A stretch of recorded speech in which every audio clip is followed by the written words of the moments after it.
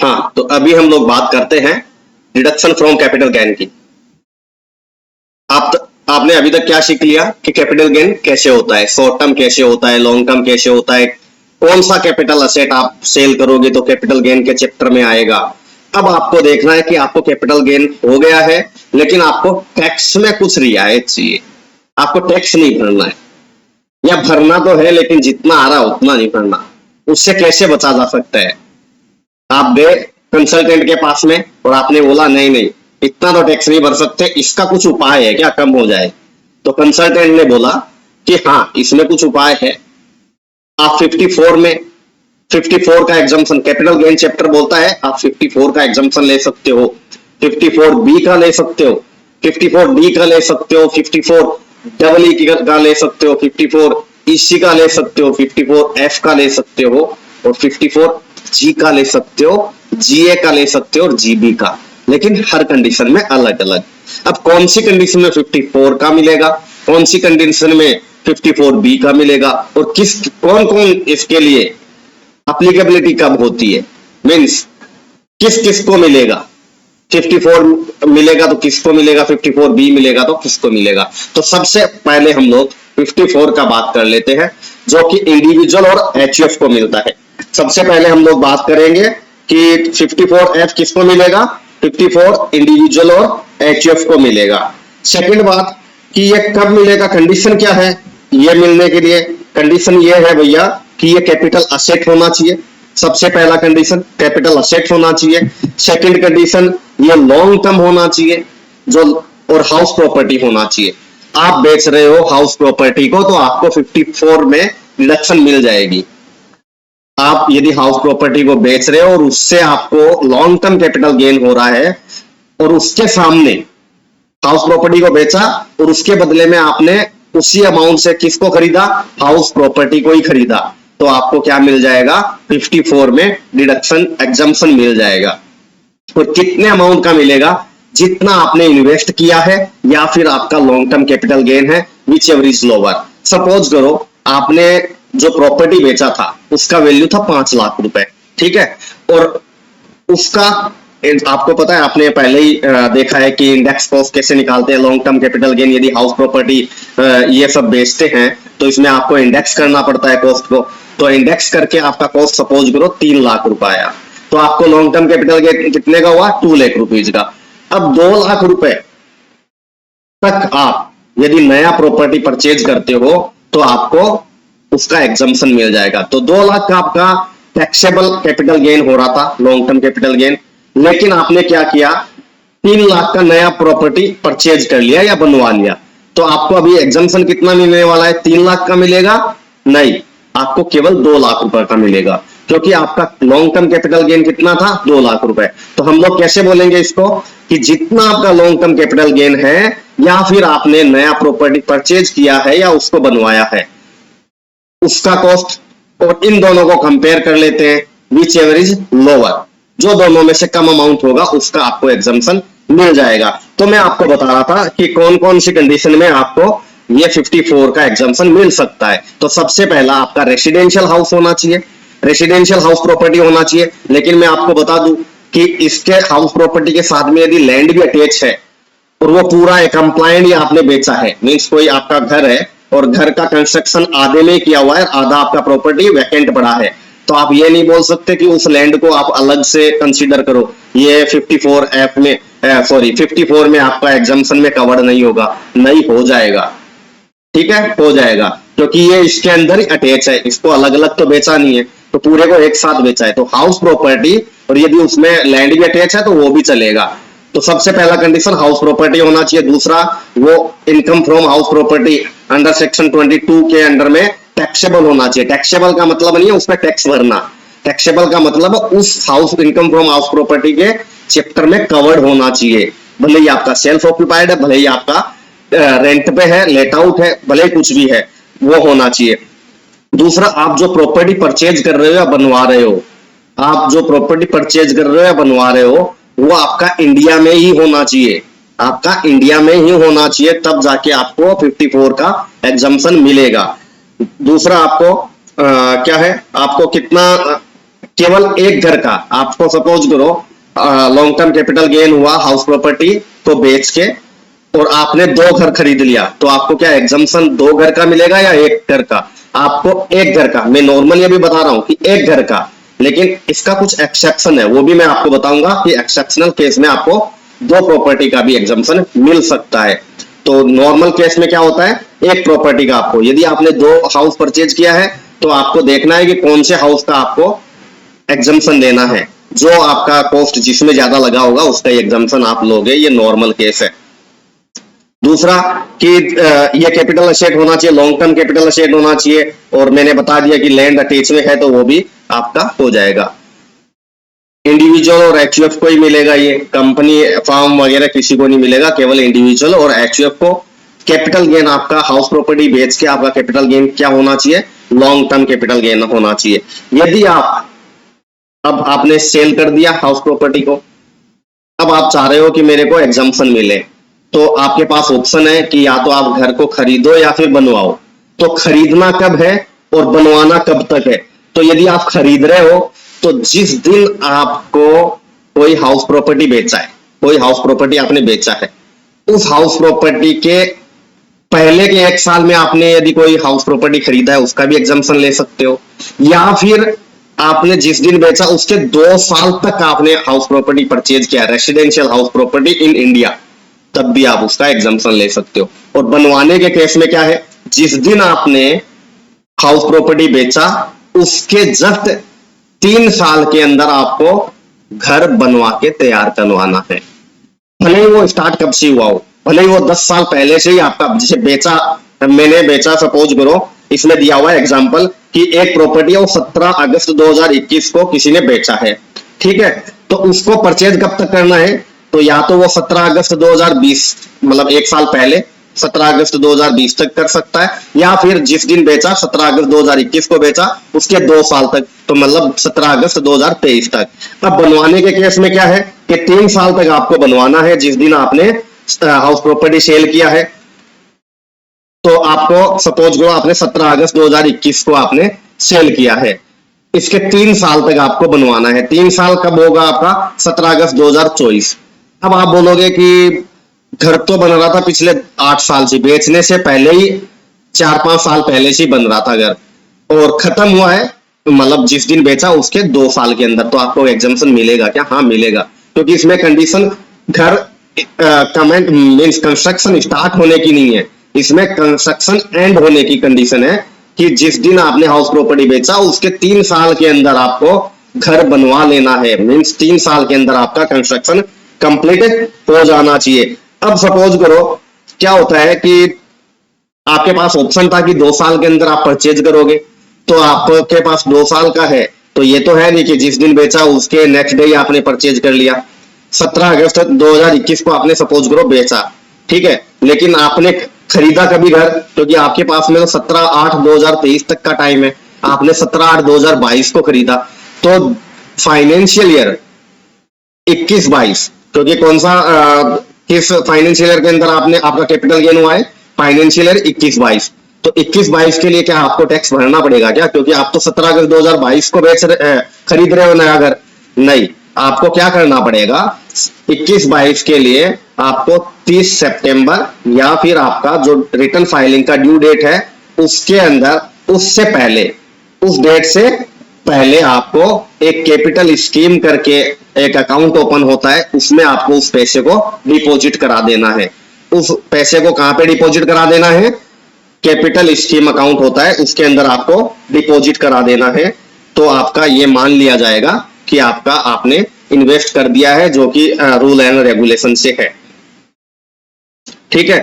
अब इसके बाद में कि यदि आपने सपोज करो कि नया घर बनवाया था या आपने नया घर खरीदा था जिसपे आपने कैपिटल गेन का एग्जम्पशन लिया है, उसको आपको नेक्स्ट 3 साल तक, जिस दिन आपने बनवाया, जिस दिन आपने परचेज किया, उसके नेक्स्ट 3 साल तक आपको उसको किधर भी ट्रांसफर नहीं करना है। यदि आपने उस 3 साल के अंदर आपने उसको ट्रांसफर कर दिया तो फिर क्या होगा?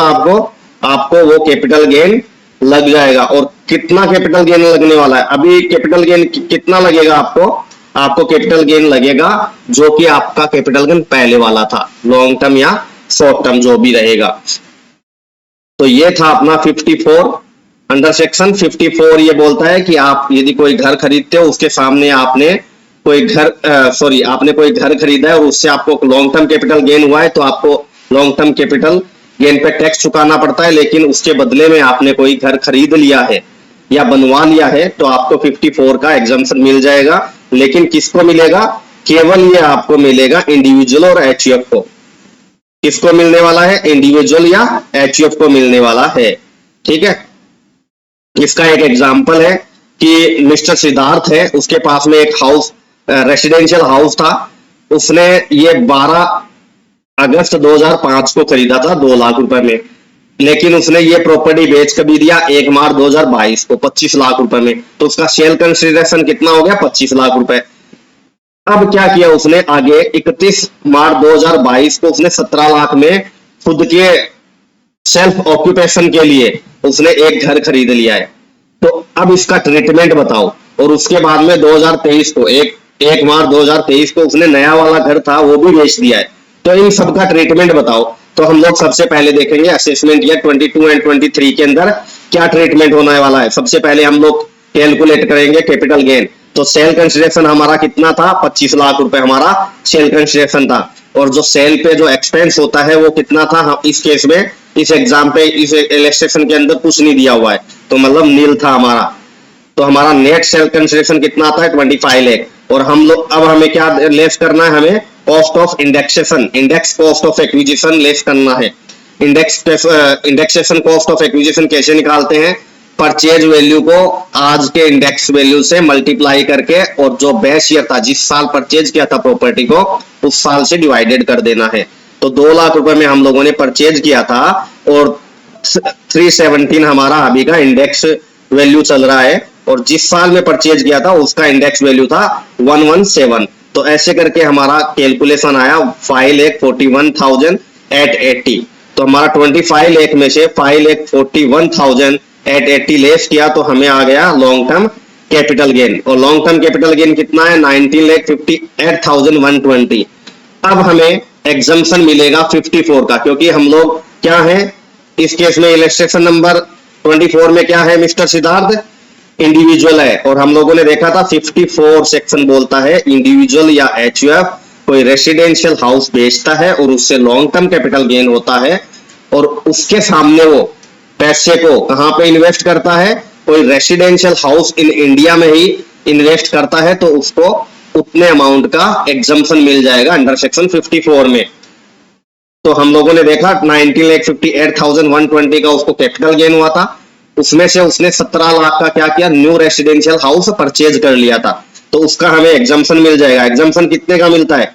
लॉन्ग टर्म कैपिटल गेन और new purchase value of new house property which ever is lower. तो दोनों में से लोअर कौन सा था? 17 लाख रुपए लोअर था, तो उसका हमें एग्जम्पशन मिल गया 54 में। तो ऐसे करके हमारा टैक्सेबल कैपिटल गेन कितना आया? 2,58,120। अब हमें देखना है कि उसने क्या किया कि 2023 में, प्रीवियस ईयर 2023 के अंदर उसने क्या किया? उस हाउस जो नया वाला हाउस प्रॉपर्टी खरीदा था उसने 17 लाख में, उसको भी बेच दिया। तो उसका ट्रीटमेंट क्या करेंगे हम लोग? उसका ट्रीटमेंट कैसे होगा कि 30 लाख रुपए में उसने सेल किया, तो हमारा सेल कंसिडरेशन आ गया 30 लाख रुपए। जो ट्रांसफर पे एक्सपेंस था वो लेस करना है, वो कुछ था नहीं तो नील। तो नेट सेल कंसिडरेशन हमारा कितना आ गया? 30 लाख रुपीज। उसमें से हमें कॉस्ट ऑफ एक्विजिशन लेस कर देना है, क्योंकि ये 2 साल से पहले ही बेचा हुआ है। 2 साल से पहले नहीं बेचा होता तो इंडेक्सेशन कॉस्ट आता था, लेकिन ये 2 साल से पहले ही बेचा हुआ है। तो हाउस प्रॉपर्टी के केस में, लैंड एंड बिल्डिंग के केस में 2 साल यदि का कम पीरियड हो तो वो क्या होता है? Short term. और इस केस में हमारा हो गया शॉर्ट टर्म। तो कॉस्ट ऑफ एक्विजिशन हमारा 17 लाख रुपए, 30 लाख में से 17 लाख रुपए हम लोगों ने लेस किया, तो हमारा जितना भी बचा वो हो गया हमारा शॉर्ट टर्म कैपिटल गेन।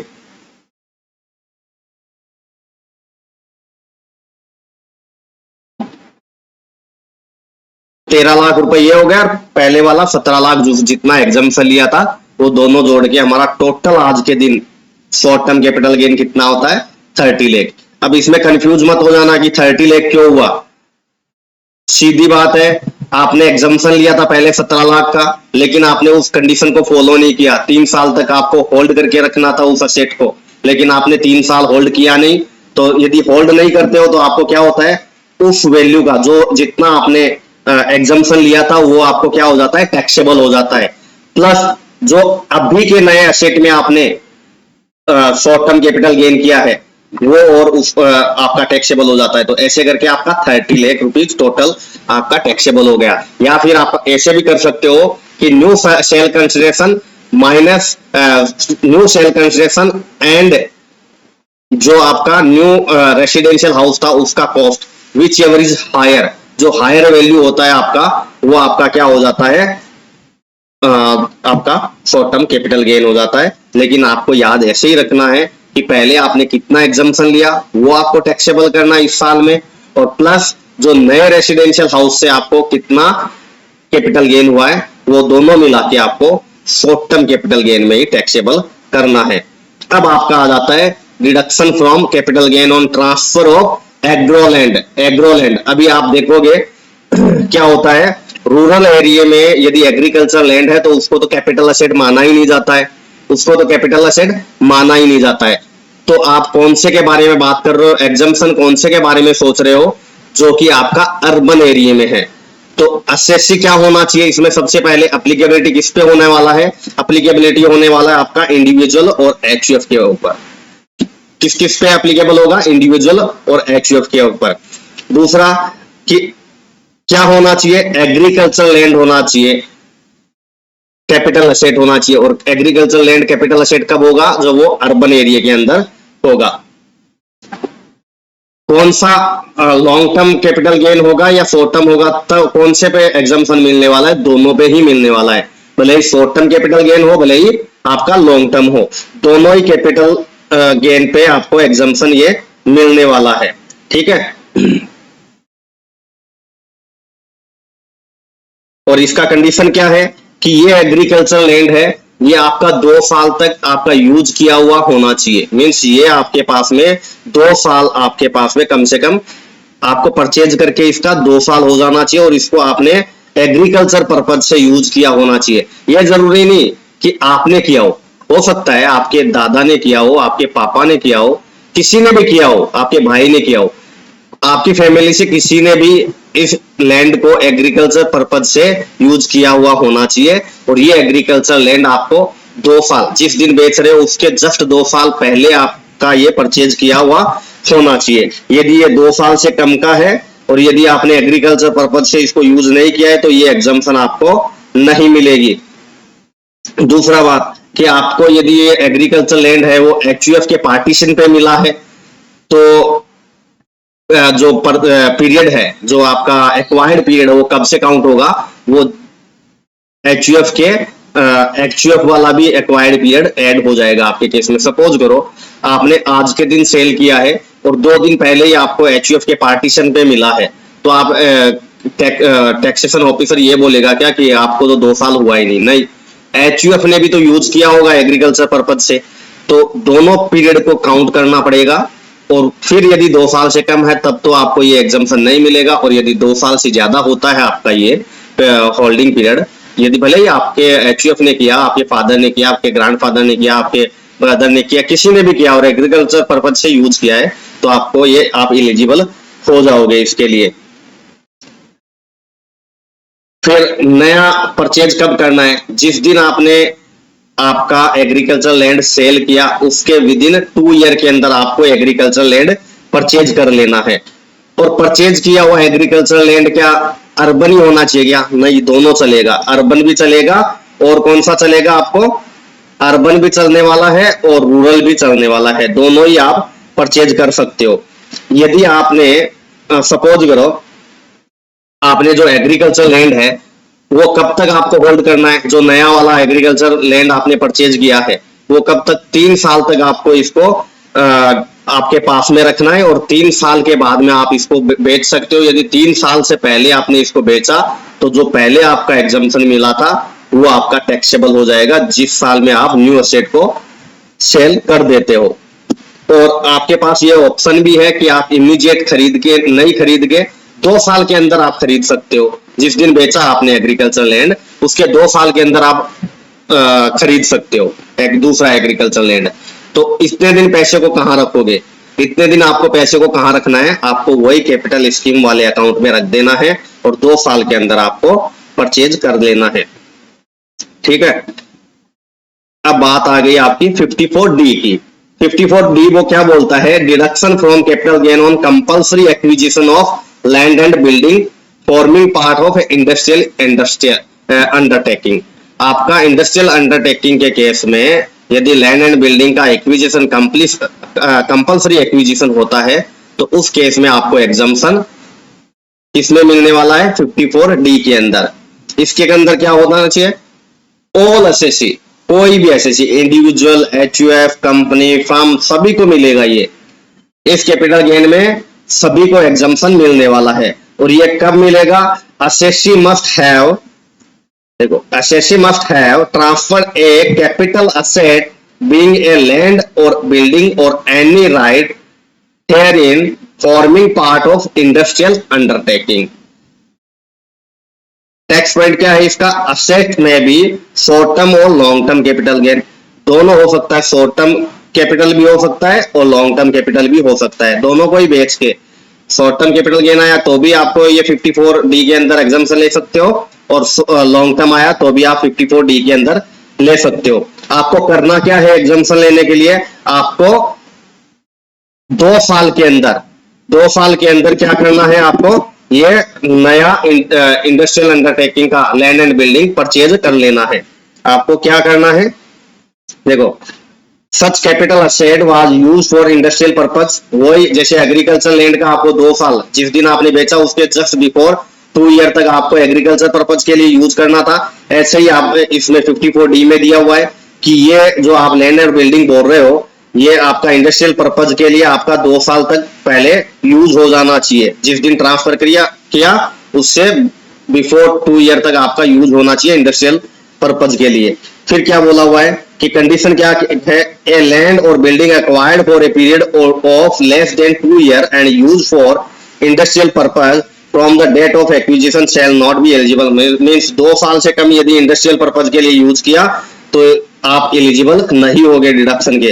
फिर सेकंड बी पॉइंट क्या बोलता है? Where the SSC obtain such capital asset on the partition of HUF the above condition is certified if the SSC and HUF taken together have used the asset for industrial purpose for at least 2 years immediately before the year। जैसे मैंने आपको agriculture 54B के अंदर बताया था कि HUF के partition पे यदि आपको कोई एसेट मिला है तो जो इंडस्ट्रियल एग्रीकल्चर पर्पज के लिए जो यूज देख रहे थे या आपका एक्वायर्ड पीरियड देख रहे थे वो दोनों का क्लब हो जाएगा। HUF का पीरियड प्लस आपका खुद का पीरियड दोनों का क्लब हो जाएगा। ऐसे ही इंडस्ट्रियल अंडरटेकिंग में भी है। इंडस्ट्रियल में भी क्या है कि यदि आपने सपोज करो आपको तो 1 साल पहले ही मिला है वो असेट, लेकिन HUF के पास में वो 2 साल पहले से था और वो इंडस्ट्रियल पर्पज से यूज कर रहे थे तो आपका मान लिया जाएगा कि 2 साल से ज्यादा आपने यूज किया है। दोनों का पीरियड क्लब होएगा तो 2 साल का जो पीरियड देखेंगे इंडस्ट्रियल पर्पज का यूज का वो दोनों का क्लब करके देखेंगे HUF और उसका दोनों का। फिर क्या दिया हुआ है? Where an assessee was using the property as the tenant and later on purchased the said property, then while the calculating the period of 2 years as stated above, the period during the which assessee was using the property as tenant shall also be। Suppose करो ऐसे भी हो सकता है, suppose करो मैंने कोई factory है ना रेंट पे लेके रखा था और मैं उसको पिछले 4 साल से उसका रेंट पे कर रहा हूँ। मीन्स मैंने इंडस्ट्रियल पर्पज से मेरा मैन्युफैक्चरिंग चल रहा था उस फैक्ट्री के अंदर। मेरी कंपनी ने किसी पर्सन से फैक्ट्री रेंट पे लेके रखी थी, उसको 4 साल से मैंने रेंट पे लेके रखा था और मैंने क्या किया, इस साल मैंने उस प्रॉपर्टी को परचेज कर लिया। मैंने सपोज करो 1 अप्रैल 2021 को मैंने उस प्रॉपर्टी को परचेज किया। उसके बाद में मेरे को क्या हुआ कि मेरे को लगा कि ये प्रॉपर्टी मेरे को बेच देनी चाहिए तो मैंने उस प्रॉपर्टी को बेच दिया। तो मैंने खरीदा था 1 अप्रैल 2021 को और मैंने बेच दिया सपोज करो 30 जून 2021 को। तो क्या मेरा 2 ईयर कंप्लीट हो गया क्या? अब ऐसा देखा जाए तो 3 महीने कंप्लीट हुआ है, लेकिन जो 2 ईयर का कंडीशन है ना कि इंडस्ट्रियल पर्पज के लिए यूज होना चाहिए, वो मेरा वो भी कैलकुलेट हो जाएगा जब मैंने रेंट पे लेके रखा था।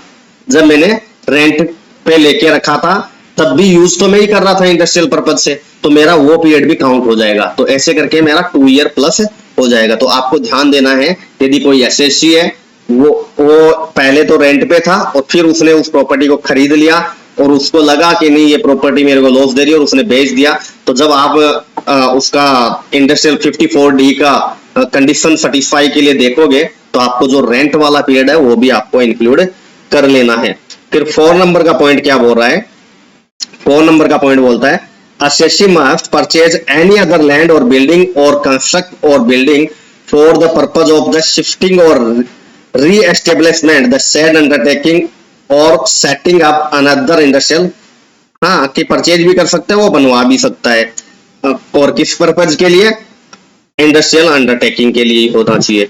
टाइम लिमिट क्या है एक्वायर करने का, देखो क्या है, within 3 year after the date of the receipt of the compensation और एनी पार्ट देयरऑफ, मींस जिस दिन आपका, अब आप बोलोगे कि 3 साल का पीरियड है, 3 साल के अंदर आपको क्या कर लेना है, नया इंडस्ट्रियल अंडरटेकिंग परचेज कर लेना है या तो आपको बनवा लेना है। लेकिन 3 साल कब से काउंट होगा, क्योंकि ये तो कंपलसरी एक्विजिशन हुआ है, आपका कंपलसरी अंडरटेकिंग हुआ है। तो आपको जिस दिन कंपेंसेशन मिलेगा, जिस दिन आपका कंपेंसेशन मिलेगा या कंपेंसेशन का कोई पार्ट मिलेगा, उस डेट से नेक्स्ट 3 साल तक आपको वो परचेज कर लेना है, ठीक है।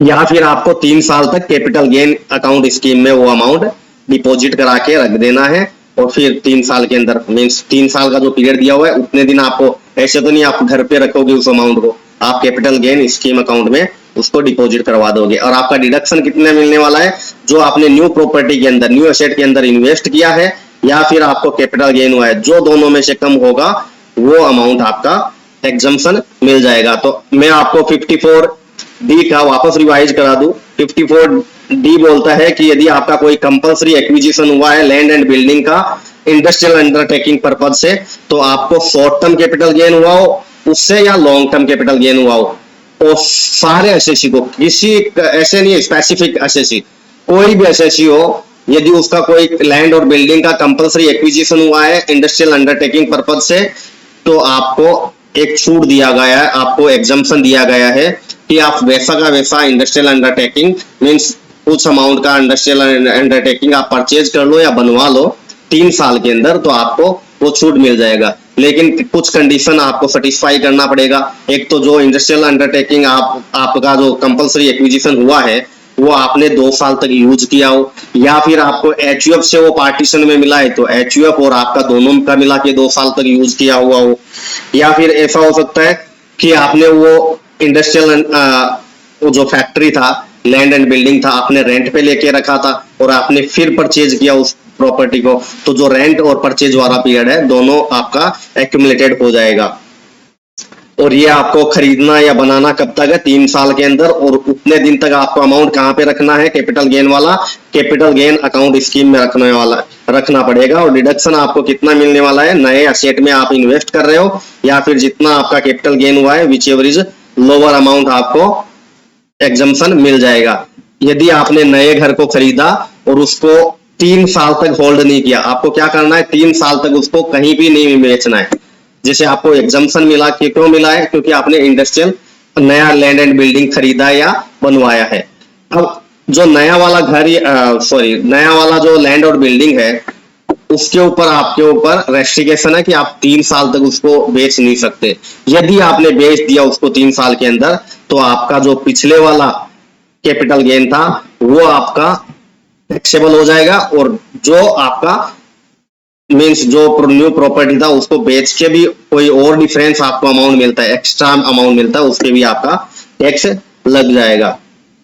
और यदि आपका 3 साल तक, सपोज करो 3 साल तक आपको खरीदना था, 3 साल तक आपने उस लैंड और बिल्डिंग को नहीं खरीदा 54D में, तो आपको ऑटोमेटिक 4थे साल के अंदर आपको टैक्स लग जाना है। इसका एक एग्जांपल है कि एक्स है, उसने 17 अगस्त 2020 को एक 5 लाख रुपए का बिल्डिंग खरीदा था। इससे पहले वो क्या कर रहा था, उसको 7 साल तक वो रेंट पे उसको यूज कर रहा था। अब गवर्नमेंट ने क्या किया, उसका कंपलसरी एक्विजिशन कर लिया। 12 लाख रुपए उसको कंपलसरी एक्विजिशन का 15 जुलाई 2021 को दिया है। सॉरी, एग्रीड वैल्यू उसने 15 जुलाई 2021 को 12 लाख रुपए बताया गवर्नमेंट ने, जबकि उसको कंपेंसेशन मिला कभी 1 मार्च 2022 को मिला है।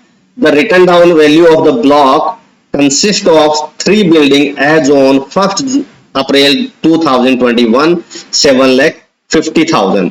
अभी ये क्या बोल रहा है कि जो आपका जो बिल्डिंग था उसके ब्लॉक का WDV वैल्यू क्या था। देखो आपको पता है कि बिजनेस में क्या होता है, बिल्डिंग वगैरह इन पे सब पे डेप्रिसिएशन लगता है, और जिस पे डेप्रिसिएशन लगता है यदि वो असेट हम लोग बेचेंगे तो उसमें हम लोग कॉस्ट ऑफ एक्विजिशन किसको लेंगे, WDV वैल्यू को ही हम लोग कॉस्ट ऑफ एक्विजिशन लेने वाले हैं। ठीक है, तो हम लोग देखेंगे इसमें 2 दिया हुआ है कि ये सपोज करो कंपनी ने कोई 2 लाख रुपए का इंडस्ट्रियल पर्पज से एक नया बिल्डिंग खरीदा है। वो बोल रहे हैं कि यदि नया बिल्डिंग खरीदा है वो 31 मार्च 2022 को खरीदा है या फिर 2 अप्रैल 2022 को खरीदा है, दोनों केस में आप हमें बताओ कि आपका कैपिटल गेन कितना होने वाला है। सबसे पहले हम लोग देखेंगे कि ब्लॉक का WDV कितना था। फर्स्ट केस, जब उसने 31 मार्च 2022 को यदि 2 लाख का बिल्डिंग खरीदा है तो हमारा जो WDV 1 अप्रैल 2021 को 7,50,000 था, उसमें हम लोग ऐड कर देंगे जो नया असेट परचेज किया है। हम लोगों ने सीखा ही था कि ब्लॉक में क्या होता है कि बिल्डिंग का ब्लॉक है, यदि उसका पूरा ब्लॉक बेच दिया तब तो आपका शॉर्ट टर्म या लॉन्ग टर्म कैपिटल गेन हो जाएगा, शॉर्ट टर्म ही होएगा WDV के केस में। या फिर आपने उसमें से कुछ एक असेट खरीदा है, कुछ एक असेट सेल किया है और वो क्या हो गया, वो पूरे ब्लॉक वैल्यू से भी ज्यादा हो गया, वो क्या हो गया आपके पूरे ब्लॉक वैल्यू से ज्यादा हो गया, तब तो आपको डेप्रिसिएशन क्लेम करने को मिलेगा नहीं। अब यदि आपने जो नया बेचा था उसमें से कोई एसेट बेचा था और वो पूरे ब्लॉक वैल्यू से कम वैल्यू का बेचा है तो आपको क्या रहेगा, जितना असेट बचेगा उस पर डेप्रिसिएशन मिल जाएगा और जो बेचा है उस पर कोई कैपिटल गेन नहीं आने वाला है। तो हम लोग इसमें देख लेते हैं, इसमें सॉल्यूशन में क्या दिया हुआ है कि एक्स ने जो परचेज किया वो 17 अगस्त 2020 को किया हुआ है और उसने ट्रांसफर कभी किया 15 जुलाई 2021 को। इसका मतलब क्या हुआ कि उसका ओनरशिप है वो 2 साल से कम है। लेकिन आप लोगों ने ध्यान दिया होगा एक्स लिमिटेड इससे पहले उसको रेंट पे लेके रखा था और हम लोगों ने 54D में देखा था कि यदि कोई असेसी है वो पहले रेंट पे लेके रखता है कोई लैंड एंड बिल्डिंग और उसके बाद में वो उसको परचेज कर लेता है और उस पे हम लोग 54D का कैलकुलेशन कर रहे हैं, तो हम लोग क्या कंडीशन सेटिस्फाई करेंगे कि एक्वायर्ड करने के बाद का पीरियड प्लस एक्वायर्ड करने से पहले कितने साल तक उसने रेंट पे लेके रखा था वो दोनों पीरियड ऐड करेंगे और तब जाके हम लोग देखेंगे कि 2 साल से कम यूज है या ज्यादा यूज है। लेकिन इसने 7 साल तक यूज किया था, इसका मतलब ये 54D के बेनिफिट के लिए एलिजिबल है। अब हमें केस 2 देखना है कि यदि 31 मार्च 2022 तक उसने परचेज किया होता तो क्या होता, और यदि उसने 2 अप्रैल 2022 को परचेज किया 2 लाख का जो न्यू लैंड एंड बिल्डिंग है तो क्या होगा। तो दोनों ही केस में हम लोग चलो देख लेते हैं। सबसे पहले हम लोग देखते हैं कि 1 अप्रैल 2021 को उसका WDV कितना है, दोनों ही केस में 7,50,000। फिर कि उसने ड्यूरिंग द ईयर कितना का असेट परचेज किया है उसी ब्लॉक का, क्योंकि ब्लॉक ही देखा जाता है, असेट इंडिविजुअल नहीं कंसीडर किया जाता है बिजनेस में, ब्लॉक वाइज देखा जाता है। तो उसने न्यू असेट परचेज किया था 31 मार्च 2022 में केस ए में। केस ए क्या बोलता था, 31 मार्च 2022 को उसने परचेज किया था 2 लाख का, तो इसका मतलब एंड ऑफ द ईयर उसके पास में कितने का WDV हो गया, 9,50,000 का। अब उसे गवर्नमेंट से जो कंपल्सरी एक्विजिशन कंपेंसेशन मिला है वो कितने का मिला है, 12,50,000 का। मैंने आपको बताया था कि यदि पूरे ब्लॉक वैल्यू से ज्यादा का वैल्यू किसी एक असेट को बेचने से भी मिल जाता है तो क्या मान लिया जाएगा, शॉर्ट टर्म कैपिटल गेन मान लिया जाएगा। और कितने का, जो डिफरेंस अमाउंट रहेगा। End of the year WDV minus जितने का हमें कंपेंसेशन या जो भी कंसिडरेशन मिला है, और जो अमाउंट डिफरेंस अमाउंट रहेगा वो शॉर्ट टर्म कैपिटल गेन हो जाएगा। भले ही आपके पास है, सपोज करो आपके पास में उस ब्लॉक में 4 असेट थी, 7,50,000 में मैं मानता हूं, सपोज करो आपके पास में 7,50,000 में 4 असेट है, ठीक है। 5वीं असेट आपने परचेज कर ली ड्यूरिंग द ईयर, तो आपके पास में 5 असेट हो गई और उसका वैल्यू कितना हो गया 9,50,000। लेकिन इसमें से केवल एक ही लैंड एंड बिल्डिंग का कंपल्सरी एक्विजिशन किया है गवर्नमेंट ने, और उसका वैल्यू गवर्नमेंट ने कितना दे दिया आपको 12 लाख रुपीज। तो आप बोलोगे 4 असेट तो पड़ा ही है ना, उस पर तो डेप्रिसिएशन क्लेम कर ही सकते हैं। नहीं, अब डेप्रिसिएशन क्लेम नहीं होगा, क्योंकि अब क्या हो रहा है आपका WDV 0 हो जाएगा ब्लॉक का, और जो डिफरेंस अमाउंट था 9,50,000 टोटल ब्लॉक का और 12 लाख रुपीज जितना हमें कंसिडरेशन मिला है, उन दोनों का डिफरेंस हमें क्या हो जाएगा शॉर्ट टर्म कैपिटल गेन में टैक्सेबल हो जाएगा। लेकिन 54D बोलता है कि यदि आपने जिस दिन आपका कंपेंसेशन आपको मिला है उस दिन से आप 3 साल के अंदर कोई नया इंडस्ट्रियल लैंड एंड बिल्डिंग आप परचेज कर लेते हो या बनवा लेते हो, तो आपको अमाउंट का एग्जम्पशन मिल जाए। कितने अमाउंट का एग्जम्पशन मिलेगा? जितना आपने न्यू एसेट में इन्वेस्ट किया है या फिर आपका जो पुराने एसेट को बेच के कैपिटल गेन आया है, उन दोनों में से जो कम अमाउंट होगा उसका एग्जम्पशन मिल जाएगा। तो 2,50,000 का आपको पुराने वाले एसेट को बेच के कैपिटल गेन आया था, लेकिन आपने नया एसेट 2 लाख का ही खरीदा था, तो आपको एग्जम्पशन कितने मिलने वाला है 2 लाख रुपए का ही आपको एग्जम्पशन मिलने वाला है। 50,000 का आपको क्या होने वाला है taxable short term capital gain होने वाला है।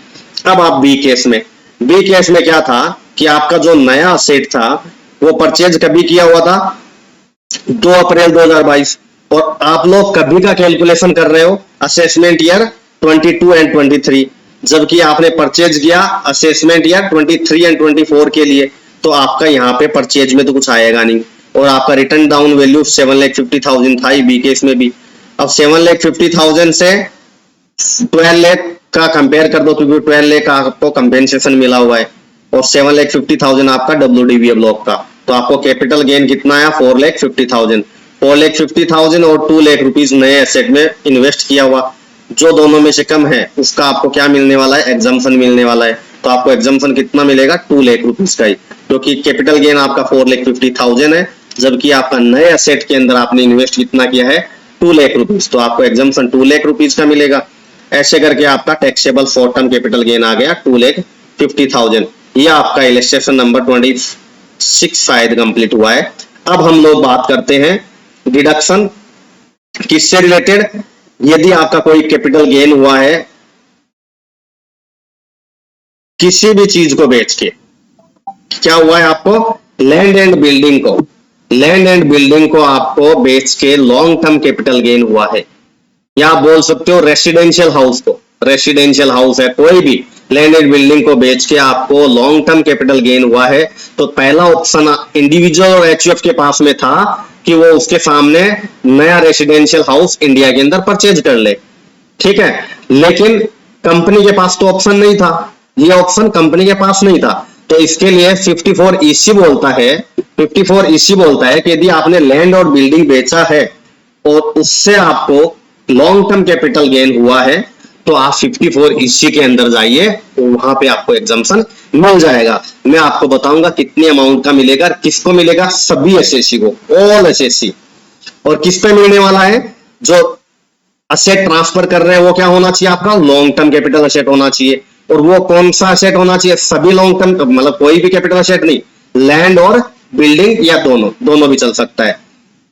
फिर SSC को क्या खरीदना चाहिए, SSC को क्या है, SSC acquire long term specified asset, वो मैं आपको बताऊंगा कि कौन से बॉन्ड में आप उसको इन्वेस्ट करोगे तब जाके 54EC मिलने वाला है। तो क्या कंडीशन है कि आपको 5 साल तक इन्वेस्ट करना है, किसमें 5 साल का रिडीमेबल बॉन्ड आता है आपका, कि 5 साल बाद में आप उसको रिडीम कर सकते हो। किसमें, NHAI में, national highway authority of India के बॉन्ड में आप इन्वेस्ट कर दो, या फिर आप रेक के मतलब RECL के बॉन्ड में आप इन्वेस्ट कर दो, रूरल इलेक्ट्रिफिकेशन कॉर्पोरेशन लिमिटेड में, या आप पीएफसीएल के बॉन्ड में इन्वेस्ट कर दो, पावर फाइनेंस कॉरपोरेशन लिमिटेड में, या आप आईआरएफसीएल में कर दो, Indian railway finance corporation limited में, या फिर कोई एनी अदर सेंट्रल गवर्नमेंट ने कोई नोटिफाई किया है कोई बॉन्ड को, तो उसमें भी आप इन्वेस्ट कर सकते हो। तो सबसे पहला कंडीशन क्या, सारे कोई भी एसएससी हो सबको ये एग्जम्पशन मिलेगा। कब मिलेगा, यदि लैंड और बिल्डिंग या दोनों, लैंड और बिल्डिंग या फिर दोनों भी हो सकती है, उसको बेच के आपका लॉन्ग टर्म कैपिटल गेन हुआ है। और उसको बेच के कब होता है, जब लैंड और बिल्डिंग 2 साल से ज्यादा का हो जाए, एक्वायर्ड पीरियड ज्यादा का हो जाए, तब जाके आप बोल सकते हो लॉन्ग टर्म।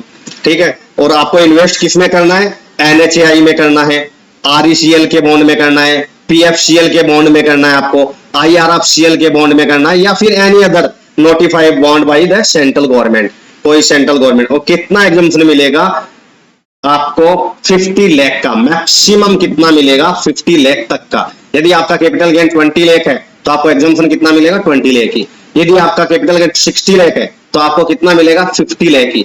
मीन्स जितना इन्वेस्ट किया है, जितना इन्वेस्ट किया है आपने, 40 लाख यदि इन्वेस्ट किया है तो 40 लाख तक का ही मिलेगा। अब आपने सपोज करो आपको कैपिटल गेन हुआ 60 लाख का लैंड और बिल्डिंग को बेचने से, आपने 60 लाख का पूरा एनएचआई का बॉन्ड खरीद लिया 5 साल के बाद में रिडीम होने वाला, तो आपको क्या 60 लाख का एग्जम्पशन मिल जाएगा, नहीं 50 लाख का।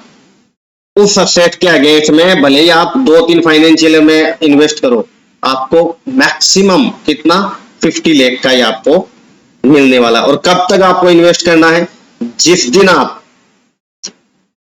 दिन आप असेट को बेच रहे हो, लैंड और बिल्डिंग या दोनों को बेच रहे हो, उसके जस्ट 6 मंथ के अंदर आपको क्या कर देना है, आपको वो बॉन्ड अप्लाई कर देना है। ध्यान देना, मैं बोल रहा हूं अप्लाई कर देना है। हो सकता है आपने अप्लाई किया लेकिन आपको विद इन 6 मंथ मिला नहीं, तो क्या आपको एग्जम्पशन नहीं मिलेगा, क्या नहीं मिलेगा। आपने अप्लाई कर दिया, वो कंडीशन आपकी सेटिस्फाई हो गई, आपने उस बॉन्ड को अप्लाई कर दिया, आपकी कंडीशन सेटिस्फाई हो गई है। फिर उसके बाद में क्या बोला गया है कि जो आपका, सॉरी,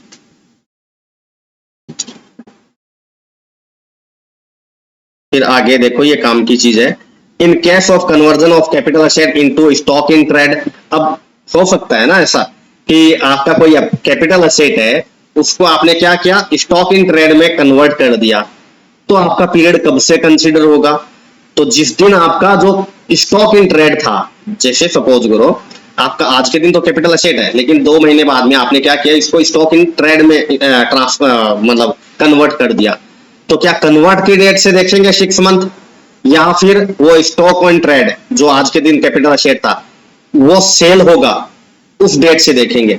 तो जिस दिन वो स्टॉक इन ट्रेड सेल होगा उस दिन से हम लोग 6 मंथ देखेंगे। यही चीज इसमें बताया हुआ है कि यदि कोई कन्वर्जन है कैपिटल असेट का स्टॉक इन ट्रेड में, तो the time limit of the 6 month for the making investment in the specified asset should be taken from the date of actual sale of stock in trade and not from the date when the capital asset is converted into stock।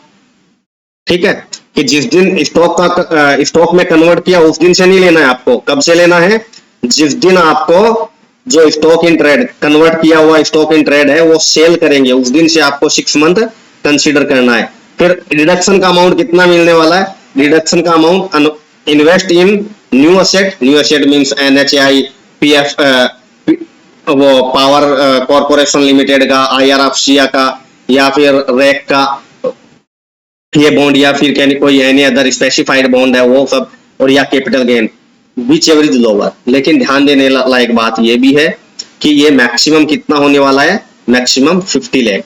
The investment made by the assessee, the investment made by the assessee in the long term specified asset, long term specified asset क्यों बोल रहे हैं, क्योंकि वो 5 year के बाद में आप उसको रिडीम करा सकते हैं। From the capital gain arising from the transfer of one और more original asset during the financial year in which the original asset और asset are transferred and in the subsequent financial year does not exceed 50 lakh. जैसे हो सकता है ना कि आपने rack के बॉन्ड में तो कर दिया 20 लाख रुपए, और आपने क्या किया इसमें आईआरएफसी के बॉन्ड में 60 लाख, तो क्या आपको अभी तो हो गया ना कि 20 लाख तो मेरे को अलग मिलेगा और 60 में से 50 तो 70 मिल जाएगा, नहीं, मैक्सिमम पूरा मिला के आपको 50 लाख रुपए तक का एग्जम्पशन मिल सकता है। और ये 5 साल के पहले आप इसको रिडीम नहीं करवा सकते।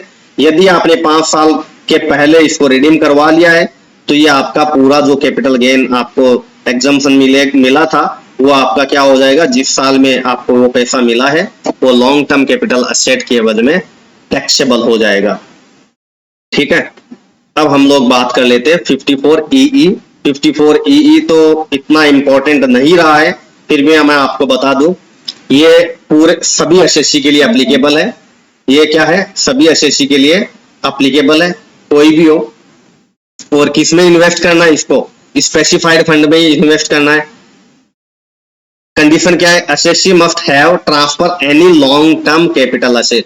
कोई भी लॉन्ग टर्म एसेट, कोई भी लॉन्ग टर्म एसेट हो, उसको बेच के यदि आपको लॉन्ग टर्म कैपिटल गेन होता है और आप कोई स्पेसिफाइड फंड में इन्वेस्ट करते हो तो 54EE आपको छूट देती है। कितने का, वही सेम 50 लाख रुपए तक का कर देती है। और ये कब से ये जो आप फंड में इन्वेस्ट कर रहे हो वो यूनिट आपका 1 अप्रैल 2019 से पहले इश्यू हो जाना चाहिए। वो कभी हो जाना चाहिए, 1 अप्रैल 2019 से पहले का इश्यू हुआ रहा होना चाहिए। देखो मैं बता देता हूं, long term specified asset means a unit और unit issued before 1 April 2019 of such fund as may be notified by the central government. Central government द्वारा कोई स्पेसिफाइड फंड है उसमें आप इन्वेस्ट कर रहे हो कोई भी लॉन्ग टर्म एसेट को बेच के, तो आपको क्या होगा, 54EE एग्जम्पशन देगा। कितना देगा, मैक्सिमम 50 लाख का। कब तक आपको उसका इन्वेस्ट कर देना है, वही सेम 6 मंथ के अंदर। जिस दिन आपने कोई भी long term capital asset transfer किया है उस ट्रांसफर से विद इन 6 मंथ के अंदर आपको क्या कर देना है, जो स्पेसिफाइड फंड है उसके अंदर इन्वेस्ट कर देना है, वही सेम मैक्सिमम 50 लाख तक। और जितना इन्वेस्ट किया या capital gain which ever is lower, लेकिन मैक्सिमम कितना, 50 लाख तक। और आपको कब तक ये पैसा नहीं करवाना है, उस स्पेसिफाइड फंड से 3 साल तक आपको वो पैसा लॉक रखना है। अब हम लोग बात करते हैं, ये इतना इंपॉर्टेंट नहीं था, अब हम लोग बात करते हैं 54F का। 54F बोलता है ये छूट हम लोग केवल इंडिविजुअल और एचयूएफ को ही देंगे। हम लोगों ने बोला था कि 54 में बोला था कि रेसिडेंशियल घर बेच के रेसिडेंशियल घर खरीदो, लेकिन अब हम लोग बोल रहे हैं कि आप रेसिडेंशियल घर के अलावा कुछ भी बेचो। आप क्या करो, रेसिडेंशियल घर के अलावा कुछ भी बेचो, लेकिन उसके बदले में आप क्या खरीदो, केवल रेसिडेंशियल घर, रेसिडेंशियल हाउस ही खरीदो। अभी देखो क्या है, 54 तो क्या बोल रहा था कि कोई भी इंडिविजुअल है वो रेसिडेंशियल हाउस को बेच के रेसिडेंशियल हाउस यदि परचेज कर लेता है -1 ईयर या +2 ईयर या फिर कंस्ट्रक्शन के केस में +3 ईयर के अंदर, तो आपको क्या हो जाएगा, एग्जम्पशन मिल जाएगा 54 में। लेकिन 54F बोलता है कि रेसिडेंशियल हाउस के अलावा कोई भी लॉन्ग टर्म कैपिटल एसेट आप सेल करो, लेकिन आप परचेज क्या करो, रेसिडेंशियल हाउस ही परचेज करो, तो हम लोग आपको इसका एग्जम्पशन देने वाले हैं। और ये किसको किसको मिलेगा, केवल इंडिविजुअल और एचयूएफ को। और कितने घर खरीद सकते हो आप, केवल एक घर खरीद सकते हो, और वो भी जो टैक्सेबल किसमें होना चाहिए, अंडर सेक्शन 22 में। और घर कहां पे होना चाहिए, आउटसाइड इंडिया हो सकता है क्या, ना, केवल इंडिया में ही होना चाहिए। जो आप घर परचेज कर रहे हो वो कहां पे होना चाहिए, इंडिया में ही होना चाहिए। और ये आप कब तक आप इसको खरीद लोगे, आप इसको वही सेम है कि यदि खरीदना है तो जिस दिन आपने रेसिडेंशियल प्रॉपर्टी को छोड़कर कोई long term capital asset transfer किया था, मींस बेचा था, उसके जस्ट बिफोर 1 ईयर के अंदर, या फिर आप उसके बाद 2 साल। तो ये तो है परचेज, मतलब परचेज कब तक करना है, 1 साल पहले या 2 साल बाद तक, 2 साल बाद तक। यदि बनवाना है तो जिस दिन आपने रेसिडेंशियल हाउस को छोड़ के कोई लॉन्ग टर्म कैपिटल एसेट बेचा था उसके विद इन 3 ईयर तक आपको ये घर बनवा लेना है। और वही सेम कि इतने दिन पैसा कहां पे रखना है, आपको कैपिटल गेन अकाउंट स्कीम में ये पैसा रखना है। आपको डिडक्शन कितना मिलने वाला है, कैपिटल गेन, या फिर दूसरा कंडीशन क्या है इसमें, रेशियो वाइज है। रेशियो कैसे निकालेंगे कि investment in new asset multiply capital gain divided by net sale consideration. Net sale consideration कैसे निकालेंगे? Cell consideration minus expense of transfer, ऐसे आपका नेट कंसिडरेशन। तो ये फॉर्मूला है। तो इन दोनों में से जो कम होगा कैपिटल गेन और ये फॉर्मूले का जो अमाउंट आएगा, इन दोनों में से जो कम होगा उसका डिडक्शन हमें मिल जाएगा। दूसरा, इस कंडीशन और इसमें एक और कंडीशन है कि आपको ये घर क्या करना है, ये घर आपको 3 साल तक, जो नया वाला घर है 3 साल तक आपको अपने पास ही रखना है, उसको बेचना नहीं है। देखो, if newly acquired residential house is transferred within 3 years after the date of its acquisition, benefit availed earlier shall be revoked। Means 3 साल के अंदर, जिस दिन आपने परचेज किया उसके 3 साल के अंदर यदि आपने इसको बेच दिया है तो ये आपका एग्जम्पशन है, वो वापस टैक्स ऑफिसर बोल रहे छीन लेंगे हम लोग। यदि आपने ये क्या किया था, if another residential house is purchase apart from the newly acquired residential house property by the assessee within 2 years or construction within 3 years after the date of the transfer, benefit availed earlier shall be revoked। देखो ये क्या है कि इससे पहले आपको आपके पास में घर नहीं होना चाहिए, केवल एक घर होना चाहिए आपके पास में। केवल ये कंडीशन कब है, आपको ये छूट कब दिया जाएगा? केवल एक घर के लिए। अब ये नहीं है कि आपने सपोज करो इस स्कीम के अंदर आपने एक घर खरीद लिया, लेकिन आपके पास में पैसा है और आपने वही 2 साल के अंदर या 3 साल जब भी घर बनाने का टाइम है उसके अंदर आपने एक और घर खरीद लिया, तो ये कंडीशन आपका क्या बोलते हैं, जो एग्जम्पशन दिया था वो वापस आपका छीन लिया जाएगा। और आपको पता ही है कैपिटल गेन अकाउंट के अंदर आपका पैसा पड़ा है, वो 3 साल के अंदर आपको बनवाना या खरीदना पड़ता है। यदि आपने ऐसा नहीं किया तो फिर आपको क्या करना पड़ेगा, उसको फिर टैक्स कर देना पड़ेगा। ठीक है। अब ये 26 नंबर इलस्ट्रेशन है। 26 नंबर इलस्ट्रेशन बोलता है कि सोनू है, उसने 17 जुलाई 2010 को 5 लाख का कोई ज्वेलरी खरीदा था और सोनू ने उसमें इंप्रूवमेंट का खर्चा कितना कर दिया था, 3 लाख रुपए का डायमंड लगा दिया उस ज्वेलरी के अंदर 18 अगस्त 2020 को। लेकिन उसने ये ज्वेलरी है वो अपने फ्रेंड को, मोनू को 40 लाख रुपए में सेल कर दिया। अभी क्या क्वेश्चन क्या है, सोनू है, उसने क्या किया, 17 जुलाई 2020 को एक ज्वेलरी 2010 को एक 5 लाख का ज्वेलरी खरीदा, लेकिन 18 अगस्त 2013 के अंदर उसने उसमें इंप्रूवमेंट मींस उसमें एक हीरा जड़वा दिया, कितने का, 3 लाख रुपए का। और फिर उसने क्या किया, ये पूरा ज्वेलरी है जो हीरा जड़वाने के बाद है 18 अगस्त 2020 को इसने अपने फ्रेंड को बेच दिया, कितने में, 40 लाख में। आगे क्वेश्चन क्या बोलता है, सोनू के पास में एक सेल्फ ऑक्यूपाइड हाउस प्रॉपर्टी है लखनऊ के अंदर, जो कि उसने 17 मार्च 2021 को परचेज किया। और जबकि लखनऊ में एक उसके पास में सेल्फ ऑक्यूपाइड प्रॉपर्टी है, घर है उसके पास में। इसके अलावा उसने 17 मार्च 2021 को एक और घर ले लिया 30 लाख रुपए में, और उसको उसने क्या कर दिया, लेटिंग आउट कर दिया। आगे 5 अप्रैल 2022 को इसके फ्रेंड ने घर का वैल्यू कितना ऑफर किया है, 25 लाख रुपए। ठीक है, 25 लाख रुपए, और उसका स्टैम्प वैल्यू कितना है, 40 लाख रुपीज। जबकि सोनू ने इसको कितने में परचेज किया था, सोनू ने इसको सेम पर अमाउंट परचेज कर लिया। ऑन 7 अप्रैल 2023 है, Sonu for the new house property acquired from his friend for 90 lakh, जो उसने एक्वायर्ड किया था 15 लाख रुपए में, उसने क्या किया, 19 लाख रुपए में उसी हाउस प्रॉपर्टी को बेच दिया। Value determined for the purpose of the stamp duty purpose 22 lakh. Stamp duty valuation author ने क्या किया, 22 लाख रुपए में उसका स्टैम्प वैल्यू निकाला। उसका स्टैम्प ड्यूटी कितना था, 22 लाख रुपए। And market value of the transfer is 26 lakh. Compute the capital gain in the several year, मतलब हर साल के लिए। अभी सबसे पहले तो उसका क्या, असेसमेंट ईयर 21-22 का हम लोग कैलकुलेशन करेंगे।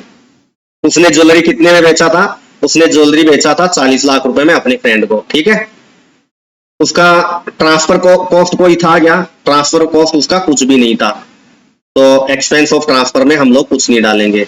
तो हमारा नेट कंसिडरेशन कितना आ गया, 40 लाख रुपीज। सोनू के हाथ में 40 लाख रुपीज आ गया, कोई खर्चा नहीं किया बंदे ने उसको बेचने में। उसने 5 लाख रुपए में वो ज्वेलरी खरीदा था, कभी 2010 में। तो 2010 का तो 167 तो डिवाइड कर देंगे, और जो करंट ईयर का जिस साल में उसने बेचा 2020 में, तो उसका इंडेक्सेशन कितना था 301। तो ऐसे करके हमारा इंडेक्स कॉस्ट ऑफ एक्विजिशन 9,01,198 आ जाता है। इसके बाद में इंडेक्सेशन कॉस्ट किसका करेंगे, इंप्रूवमेंट का। 3 लाख रुपए का इंप्रूवमेंट किया उसने, हीरा जड़वाया था भैया, हीरा जड़वाया उसने 3 लाख रुपए का, उसको मल्टीप्लाई कर देंगे कब उसने हीरा जड़वाया उस साल का इंडेक्सेशन, डिवाइडेड बाई सॉरी जिस साल में उसने ज्वेलरी को बेचा उस साल का, उस साल से मल्टीप्लाई कर देंगे, और डिवाइडेड किससे कर देंगे, जिस साल में उसने हीरा जड़वाया था। तो 220 इंडेक्सेशन 2018 का था। ऐसे करके उसका इंप्रूवमेंट कॉस्ट इंडेक्सेशन कितना है, 4,10,455 रुपए। टोटल उसका हो गया कॉस्ट 13,11,652। तो लॉन्ग टर्म कैपिटल गेन उसका कितना हो गया, 26,88,348 रुपीज हो गया। अब उसको क्या करना है, हमें एग्जम्पशन देना है। अभी देखो हम लोगों ने 54F में देखा था, इंडिविजुअल और HUF है। यदि वो लोग रेसिडेंशियल हाउस को छोड़कर कोई भी लॉन्ग टर्म एसेट यदि सेल करके उसको लॉन्ग टर्म कैपिटल गेन होता है, और वो उस लॉन्ग टर्म कैपिटल गेन से रेसिडेंशियल हाउस परचेज कर लेता है, तो उसको 54F में रेशियो वाइज एग्जम्पशन दिया जाएगा। तो रेशियो कैसे देखेंगे हम लोग कि 30 लाख का उसने क्या किया था, घर खरीदा था, 30 लाख का घर, इसको मल्टीप्लाई कर दिया कैपिटल गेन से, और डिवाइडेड किससे कर दिया हम लोगों ने, जो कि हमारा नेट सेल कंसीडरेशन था 40 लाख का। तो ऐसे करके 20,16,000 का हमें एग्जम्पशन मिल गया 54F में, और जो बचा वो हमारा आ गया capital gain, long term capital gain 6,72,000। अब आगे सोनू ने क्या किया, असेसमेंट ईयर 22 एंड 23 के लिए क्या किया, since the assessee acquired another house property. अभी देखो हम लोगों ने देखा था कि 3 साल के अंदर, मीन्स जिस साल उसने एग्जम्पशन लिया है उसके 3 साल तक उसको और घर नहीं खरीदना चाहिए, और घर खरीद लेगा तो उसका वो एग्जम्पशन भी रिवॉक कर दिया जाएगा। ठीक है, ये बताया था मैंने आपको। तो since the assessee acquired another house property, therefore the earlier exemption availed under section 54 shall be revoked and shall be liable to the long term capital gain. Hence taxable long term capital gain for the assessment year 22 and 23 is 20,16,261। सही बात है कि भाई आप यदि revoke करोगे, आपको पहले ही बोला था केवल आपको ये एक ही घर खरीदने के लिए, विद इन 3 ईयर आप कोई दूसरा घर और खरीद लेते हो तो आपको ये एग्जम्पशन रिवोक कर लिया जाएगा। अब हम लोग बात करते हैं असेसमेंट ईयर 23 एंड 24 के लिए। 23 एंड 24 के अंदर उसने क्या किया था, 19 लाख रुपए में बेचा था, लेकिन उसका स्टैम्प वैल्यू कितना था 22 लाख, और उसका फेयर मार्केट वैल्यू 26 लाख। तो हम लोगों ने 50C देखा था, 50C बोलता है कि यदि आपका स्टैम्प वैल्यू से सेल कंसिडरेशन कम है तो आपको स्टैम्प वैल्यू ले लेना है। क्या करना है, स्टैम्प वैल्यू और sale consideration whichever is higher, ये वैल्यू आपको ले लेना है। तो 19 लाख और 22 लाख में से हायर था 22 लाख, वो ले लिया।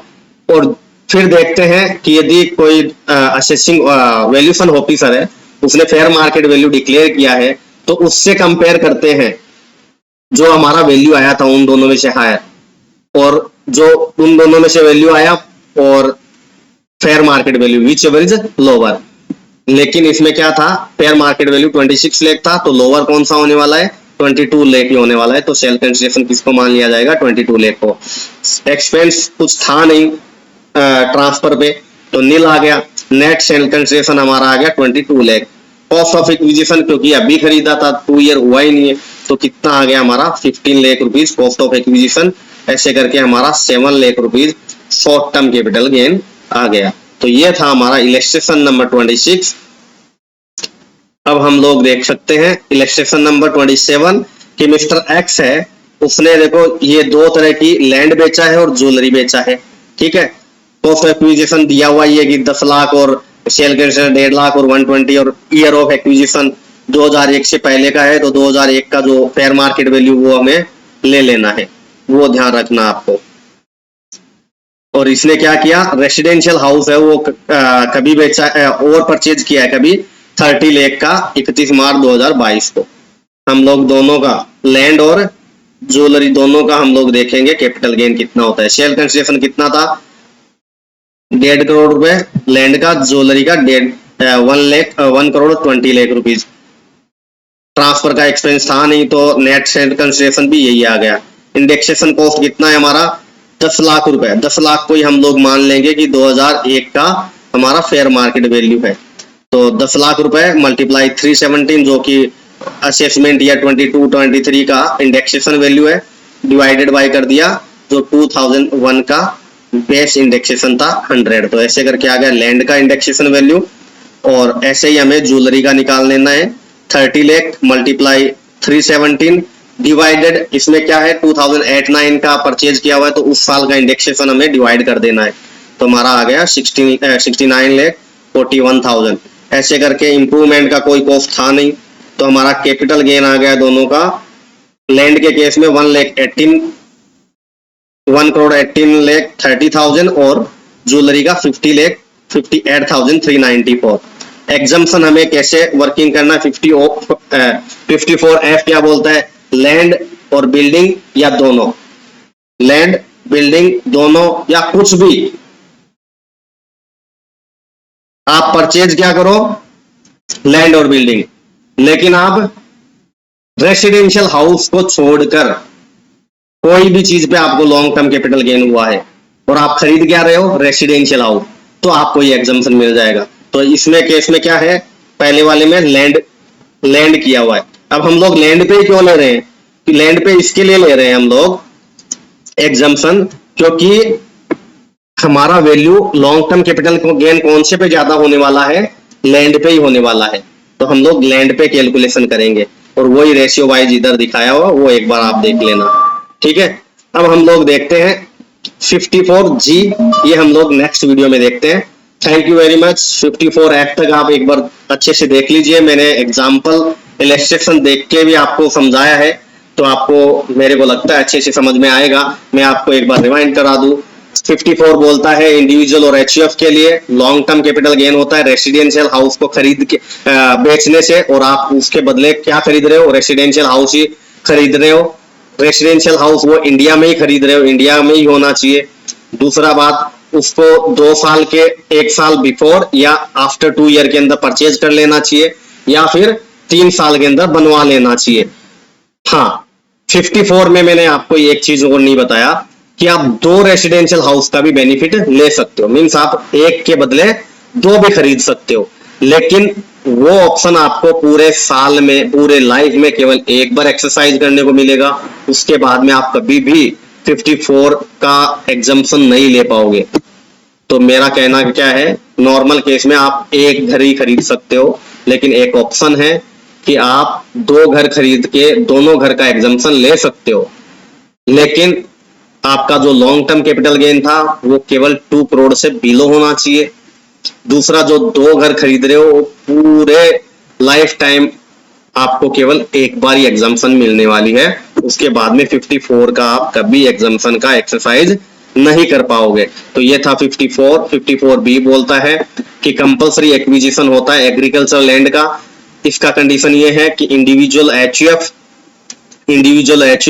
शॉर्ट टर्म या लॉन्ग टर्म कैपिटल गेन कोई भी होगा चलेगा, लेकिन वो एग्रीकल्चर लैंड है वो अर्बन होना चाहिए, रूरल नहीं होना चाहिए, क्योंकि रूरल तो कैपिटल एसेट होता ही नहीं है, आपको पता है।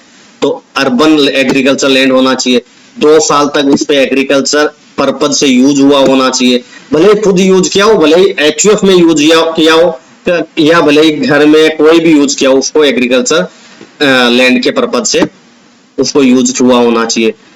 उसको बेचने के 2 साल के अंदर एग्रीकल्चर लैंड आपको खरीद लेना है। अब रूरल खरीद सकते हो या अर्बन, दोनों ही खरीद सकते हो, दोनों भी चलेगा, ठीक है। इसके बाद में आपका 54D, 54D बोलता है लैंड और बिल्डिंग इंडस्ट्रियल अंडरटेकिंग। यदि आपका कंपलसरी इंडस्ट्रियल अंडरटेकिंग हो जाता है लैंड और बिल्डिंग, और आपको गवर्नमेंट से कोई कंपेंसेशन मिलता है, तो आपको क्या करना है, आपका क्या होना चाहिए, वो लॉन्ग टर्म या शॉर्ट टर्म, और कोई भी एसएससी को, ऑल एसएससी को मिलेगा, लॉन्ग टर्म या शॉर्ट टर्म, लेकिन आपका वही सेम कि 2 साल आपका इंडस्ट्रियल पर्पज से वो यूज होना चाहिए। आपने यदि रेंट पे लेके रखा था तो वो रेंट वाला पीरियड भी उसमें इंडस्ट्रियल पर्पज यूज वाले में कवर हो जाएगा। और आपको विद इन 3 ईयर के अंदर वो लैंड और बिल्डिंग बनवा लेना है या परचेज कर लेना है तो आपको एग्जम्पशन मिल जाएगी। इसके नेक्स्ट था आपका 54 EC। 54 EC बोलता है कोई भी लॉन्ग टर्म कैपिटल गेन होता है और आपने स्पेसिफाइड बॉन्ड में ट्रांसफर के जिस असेट से आपको लॉन्ग टर्म कैपिटल गेन हुआ उसके ट्रांसफर से विद इन 6 मंथ के अंदर आप स्पेसिफाइड बॉन्ड में इन्वेस्ट कर देते हो तो मैक्सिमम आपको 50 लाख तक का एग्जम्पशन मिल जाएगा और ये भी ऑल एसएससी को मिलेगा। फिर उसके बाद में 54EE ये बोलता है ऑल एसएससी के लिए हम लोग ओपन करते हैं, लॉन्ग टर्म होना चाहिए आपका, लॉन्ग टर्म फंड के अंदर आपका इन्वेस्ट होना चाहिए, वही सेम ट्रांसफर के विद इन 6 मंथ के अंदर होना चाहिए, मैक्सिमम एग्जम्पशन आपको 50 लाख तक का मिलने वाला है। 54F बोलता है इंडिविजुअल और एचयूएफ को मिलने वाला है ये एग्जम्पशन, और कौन सी कंडीशन में मिलेगा, जब आपका लॉन्ग टर्म कैपिटल एसेट होगा, रेसिडेंशियल हाउस को छोड़कर कोई एसेट बेचा है और आपने खरीदा क्या है, रेसिडेंशियल हाउस खरीदा है, तब आपको ये एग्जम्पशन मिलेगा। और ये रेशियो वाइज एग्जम्पशन मिलता है और वही सेम है कि 1 ईयर बिफोर मीन्स आपका ओल्ड एसेट है उसको ट्रांसफर करने के 1 ईयर बिफोर या आफ्टर आपने परचेज कर लिया है या फिर विद इन 3 मंथ आपने उसको बनवा लिया है। तो ये थी अपनी 54F तक की एग्जम्पशन। नेक्स्ट एग्जम्पशन में हम लोग लेके आएंगे 54G एंड 54GAB तीनों, या फिर 54G तो आप देख सकते हो कि कोई कैपिटल एसेट है, इंडस्ट्रियल शिफ्टिंग हो रहा है, कौन से एरिया में, अर्बन एरिया में शिफ्टिंग हो रहा है आपका। और क्या क्या शिफ्टिंग हो रहा है आपका, देखो SSC must have transfer a capital asset being a machinery, plant और बिल्डिंग और land, any rights in building और land use for the purpose of the business of industrial undertaking situated in urban area. Urban area के अंदर आपका ये situated होना चाहिए और ये शिफ्टिंग हो रहा है आपका अर्बन एरिया से कहां पे, आपका रूरल एरिया के अंदर शिफ्टिंग हो रहा है। Such transfer is effected in cost of shifting of such industrial area to any other than urban area. Urban area के अलावा कहां पे भी ये आपका शिफ्टिंग हो रहा है। SSC has within a period of 1 year before or 3 years after the date of the transfer purchase a new plant, new machinery खरीदा है, प्लांट खरीदा है बिजनेस पर्पज से या फिर बिल्डिंग खरीदा है तो आपको ये एग्जम्पशन मिलने वाली है। कभी या तो आपने जो आपका शिफ्टिंग हुआ है, इंडस्ट्रियल शिफ्टिंग हुआ है इससे अर्बन एरिया से कोई भी दूसरे एरिया में, तो उस शिफ्टिंग से बिफोर 1 ईयर या आफ्टर 3 ईयर, आफ्टर 3 ईयर। अभी वो ध्यान रखना उसमें क्या था, 1 बिफोर और 2 आफ्टर, इसमें 1 बिफोर और 3 आफ्टर है। तो क्या क्या, मशीनरी, प्लांट और बिल्डिंग। फर्नीचर होगा तो नहीं होगा, फर्नीचर होगा तो ये केस में नहीं आएगा। तो ये एग्जम्पशन आपको मिल जानी है। और कितनी एग्जम्पशन मिल जानी है, आपने जितना एक्सपेंस किया नई एसेट पे या आपको कैपिटल गेन हुआ शिफ्टिंग से, जो विच एवरेज आपको लोअर होगा वो आपको छूट मिल जाएगी। फिर दूसरा कि यदि आपने जो नया एसेट परचेज किया था वो विद इन 3 ईयर अंदर आपने बेच दिया है तो आपको ये 54G बोलता है आपका रिवोक हो जाएगा और आपको उस पर टैक्स पे करना पड़ेगा जो कि अर्लियर आपने एग्जम्पशन ले ली थी। और ये जो 3 ईयर का टाइम पीरियड है कि 3 ईयर तक आप ये बनवा लो एसेट या जो भी है, तो उतने टाइम पैसा कहाँ पे रखना है, वही same capital gain deposit account scheme में आपको इस पैसे को रखना है। और यदि 3 साल के अंदर आपने नया परचेज नहीं किया तो आपको क्या करना है, इस पे टैक्स चुका देना है, क्योंकि 3 साल तक का टाइम मिलता है आपको इसको यूज करने के लिए। अब इसके बाद में आता है 54GA आपका।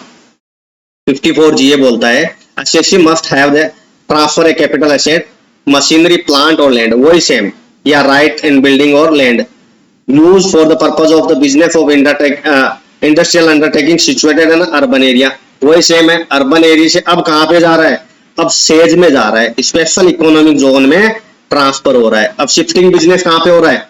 पहले हो रहा था कि अर्बन एरिया से कोई भी, मीन्स वो रूरल का ही था। अभी ये जीए बोलता है कि आपका जो प्लांट, मशीनरी, बिल्डिंग, ये जो भी है, ये शिफ्टिंग हो रहा है, वो कहाँ पे होगा? अर्बन एरिया से SEZ में, स्पेशल इकोनॉमिक जोन में आपको ट्रांसफर। वही सेम है कि 1 ईयर बिफोर या 3 ईयर आफ्टर तक आपको इसको परचेज कर लेना है नए प्लांट एंड मशीनरी में, और सेम है, कोई फर्क नहीं है। जीबी क्या बोलता है? जीबी है इंडिविजुअल और HUF के लिए, केवल इंडिविजुअल और HUF के लिए। क्या बेचना चाहिए? रेसिडेंशियल हाउस प्रॉपर्टी बेचना चाहिए, लेकिन उसको बेचना कभी तक चाहिए? 1 अप्रैल 2012 से लेके 31 मार्च 2022 तक उसका ट्रांसफर होना चाहिए। इतना पीरियड के लिए ये आया था अपना सेक्शन। और उसको इन्वेस्ट किधर करना है? जो एलिजिबल कंपनी है उसके शेयर में, इक्विटी शेयर में उसको इन्वेस्ट करना है। और कब तक करना है? इनकम टैक्स रिटर्न के फाइल से पहले तक करना है। तो ज्यादा ध्यान देने की जरूरत नहीं है। एलिजिबल कंपनी हम लोग किसको बोलेंगे? जो कि इंडियन कंपनी होगी उसको हम लोग एलिजिबल कंपनी बोल देंगे। तो ज्यादा ध्यान देने की जरूरत नहीं है, इतना इंपॉर्टेंट है नहीं है। अब हम लोग देखते हैं कि जो कैपिटल गेन अकाउंट का था वो क्या था।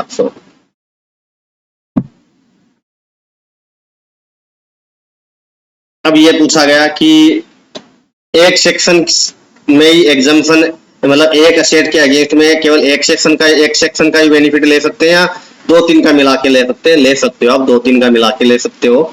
जैसे कि आपने रेसिडेंशियल हाउस सेल किया और वो लॉन्ग टर्म प्रॉपर्टी था, तो आपको लॉन्ग टर्म कैपिटल गेन हुआ, तो आपको 54 बोलता है कि आपने उसके सामने यदि नया घर खरीदा है तो उसका एग्जम्पशन ले सकते हो, तो आपने उसमें ले लिया, फिर आपका फिर भी कैपिटल गेन बच गया। तो 54 इसी बोलता है कि कोई भी long term capital asset sale किया है, लेकिन उसके बदले में आपने जो कैपिटल गेन आया उसको इन्वेस्ट कहाँ पे करना है? आपको स्पेसिफाइड बॉन्ड में करना है। रैक के बॉन्ड में, इन्हा के बॉन्ड में आपको, या फिर IRFC के बॉन्ड में, इन सब में, पावर जो प्रोडक्शन वाला कॉर्पोरेशन लिमिटेड है उसमें, किसी में भी आप, या स्पेसिफाइड कोई बॉन्ड है सेंट्रल गवर्नमेंट का उसमें आप इन्वेस्ट करते हो तो 50 लाख तक का आपको एग्जम्पशन मिल जाता है। तो ये थी हमारी एग्जम्पशन से रिलेटेड सारे प्रोविजंस। लगता है आपको अच्छा लगा होगा। आपको अच्छा लगे तो प्लीज लाइक कीजिए, अपने फ्रेंड लोगों से शेयर कीजिए और मेरे चैनल को सब्सक्राइब कीजिए। नेक्स्ट वीडियो में हम लोग मिलते हैं किन्हीं नए प्रोविजन के साथ में। Thank you very much.